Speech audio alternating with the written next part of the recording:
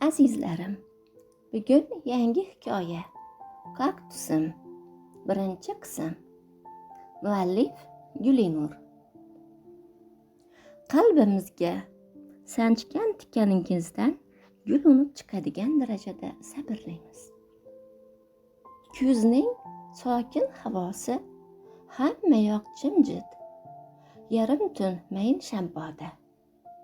Oy shulasi tushib turgan katta deraza oynasida qizning ko'z yoshlari mavjlanib unsiz yig'lamoqda. 1 soat avval. Menga qara, isming Nigoramidi? Aslida menga ismingniyam, o'zingniyam bir tiyinli ahamiyating yo'q. Yig'lab ko'nglimni eritishga urinma, foydasi yo'q. Yigit shu so'zlarni aytish barobarida qizni sochlarini changallab o'ziga qaratib gapirardi. Aybim nima? Nega menga bunday muomala qilyapsiz? Qiz ko'zlarida yosh bilan yigitga iltijoli boqib gapirdi. Nafratlanaman ayol zotidan, nafratlanaman. Hammang birsan, fohishasan. Men fohisha emasman. Meni bunday deyishga haqqingiz. Qiz alam bilan shu gapni aytdi va davom ettira olmadi. Yuziga tushgan tarsaki sabab gapi chala qoldi. Aslo menga gap qaytarma. Ovozingni ko'tarma. Ko'zimga tik qarama. Menga yoqishga ham urinma. Yigit shu so'zlarni aytar ekan, sochini qattiqroq tortdi. Silkitib tashladi. Qiz yuzi bilan yiqildi. Meni aybim nima? Yo Allohim. Axir men ham bu to'yga qarshi edim-ku. Meni ham nikohga majburlashdi-ku. O'zing sabr ber. Bu azoblarga yolg'iz senga ishonaman. Madad ber yo Rabbim. To'yning birinchi kechasida eshitgan haqoratlari sabab tinmay yig'layotgan bu qiz tunni bedor o'tkazdi.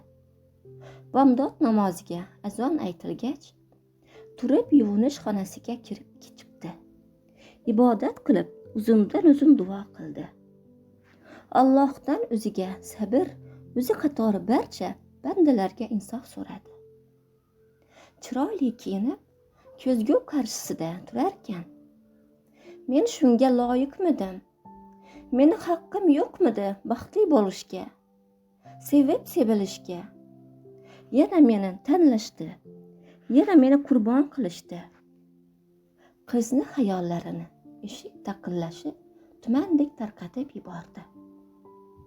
Eshikni ochib, yangasini ko'rib, istamaygina tabassum qildi. Tayyormisan Nigora? Seni pastga kutyapti hamma.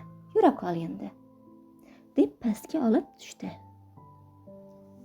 Yangasi qizni pastga olib tushib, u yerdagi 4 ta ayol bilan tanishtirdi. Men Shohruxni ammasi bo'laman. Shohrux biroz xarakteri og'ir yigit. Sal qo'polroq, lekin yomon yigit emas. Bu 2 ayol ukamlarning ayollari. Sizga kelinoyi bo'ladi. Bunisi qaynonangiz. Bu yerda yashamaydi. Shohruxning haqiqiy onasi vafot etgan. Bu ukamning 2-chi ayoli. Qisqa tanishtiruvdan so'ng ular nonushta qilishdi. Qizni qaynonasi. Hech narsa bilan ishi yo'q. Hissiz insonga o'xshab ko'rindi. Yoki o'gay o'g'lini ayoliga qiziqmadi. Mehmonlar ketar payt ammasi so'z boshladi. Bu uyda Maryam xonim bilan yashaysiz. U xo'jalik bekasi. Shu yerda qolib ishlaydi.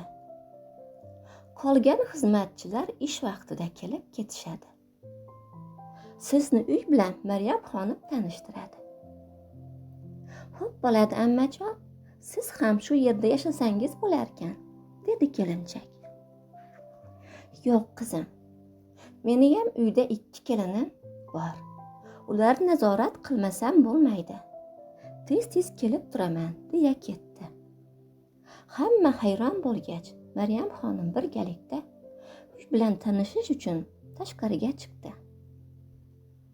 Kelin xonim, necha yoshsiz? 19 da yaqinda 20 ga kiraman. Maryam xonim, sizni yoshingiz nechida? Yaqinda 30 ga kirdim. Meni xonim emas, Maryam opa desangiz iltimos. Mayli, faqat siz ham meni kelin xonim emas, Nigora deb chaqirasiz. Kelishdikmi Maryam opa?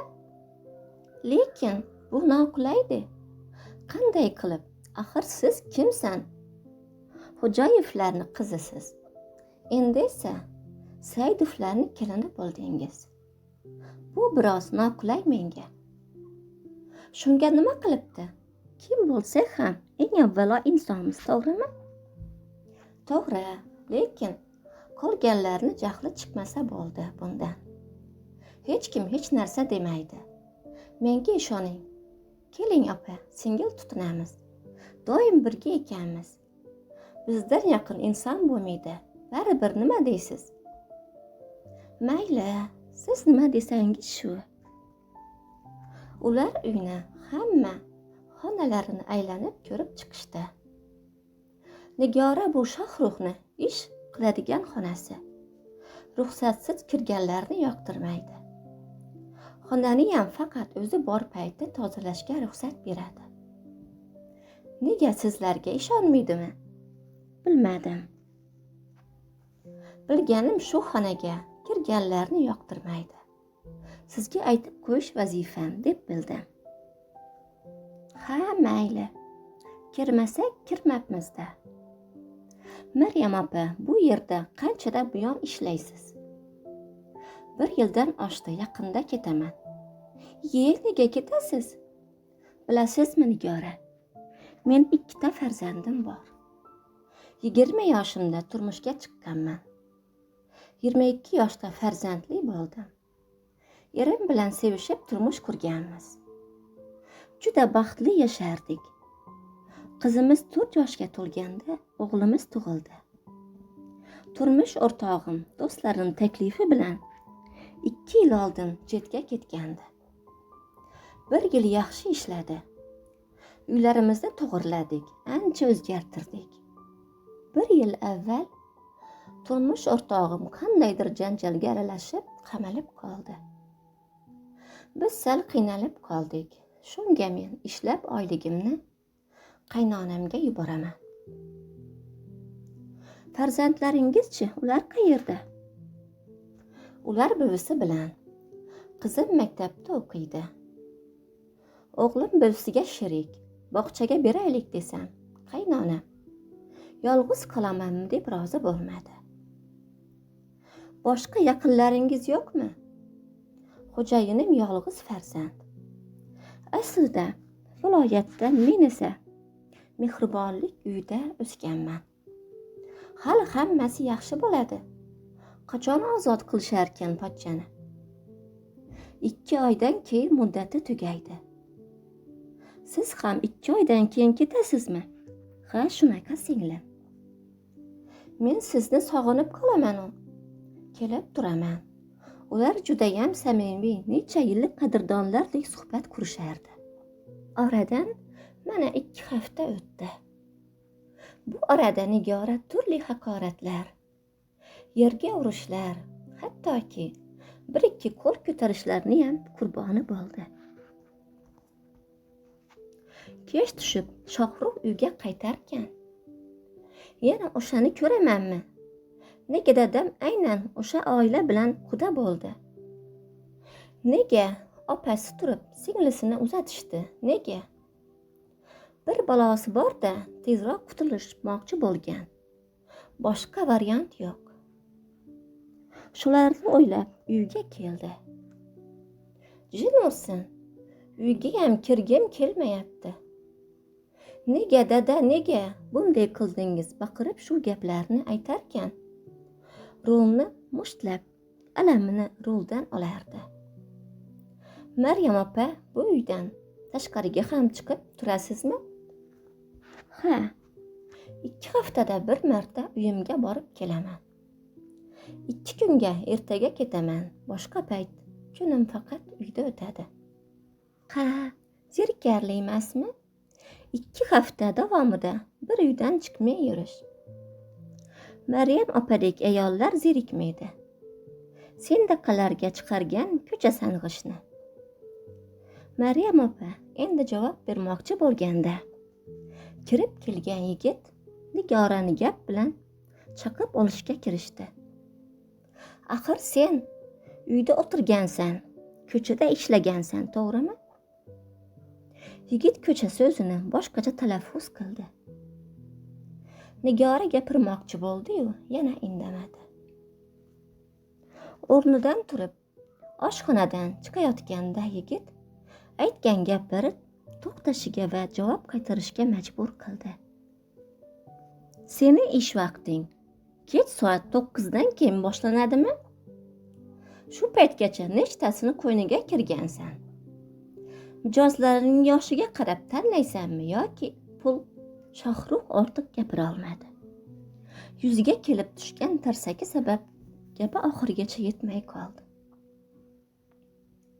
Yana bir marta menga fohishaga qarab qilgandek muomala qilsangiz, mendan yaxshilik kutmang. Men sizni ko'chadagi suyuq oyoq o'ynashlaringizdan emasman. Shuncha haqoratlaringizga chidadim.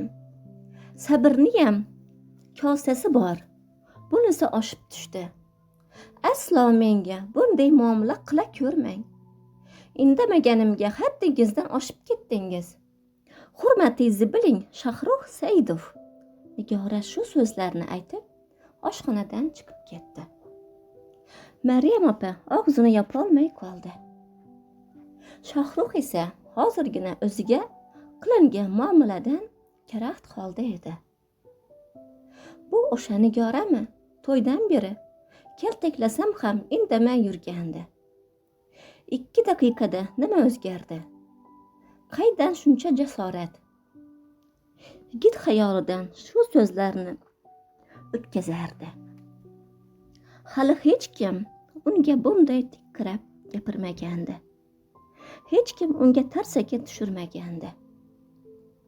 Eng asosiysi, u menga tahdid qildimi? Menga yigit xayollaridan chalg'ib asabiylashgancha yuqori qavatga yo'l oldi.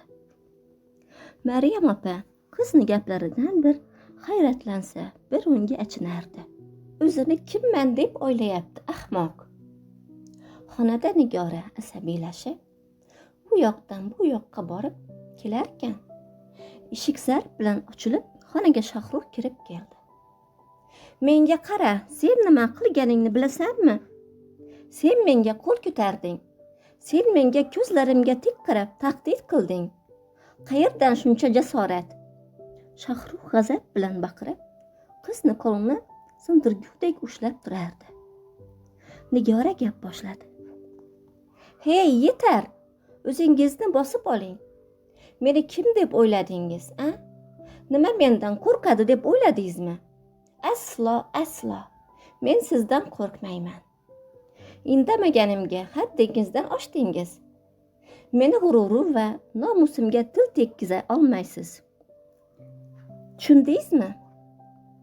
G'ururim va nomusim haqida gap ketsa, jon jigarlarimni ham ayab o'tirmayman.